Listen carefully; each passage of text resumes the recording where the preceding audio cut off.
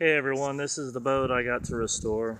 It's a 1962 glasspar seafarer sedan. Um,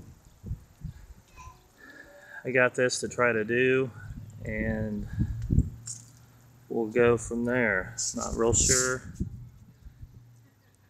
much about it yet. It has a Volvo Penta engine in it,